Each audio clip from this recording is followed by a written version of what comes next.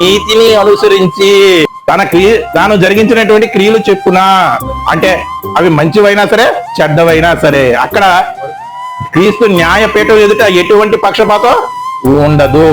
మొదటి రాకల్లో ఆయన ప్రేమమయుడిగా వచ్చాడు, రెండో రాకల్లో ఆయన తీర్పుడిగా ఉన్నాడా లేదా? ఆ తీర్పులో ఎటువంటి పక్షపాతం లేదు, ఎందుకంటే అది తండ్రి చేత నియమించబడినటువంటి ఒక దినము. అది ఖచ్చితంగా క్రీస్తు వారు అనుసరించి తీర్చవలసిందే. ఎప్పుడో క్రీస్తు వారికి తెలుసండి ఆయన రాకడి దినం గురించి కానీ తీర్పు దినం గురించి కానీ క్రీస్తు వారికి తెలుసా తెలియదు? ఖచ్చితంగా చెప్పాలి. తండ్రి అయినటువంటి దేవుడు తప్ప మరి ఎవరు కూడా తీర్పు దినము గురించి కానీ యేసుక్రీస్తు రాకడి గురించి కానీ తెలియదు.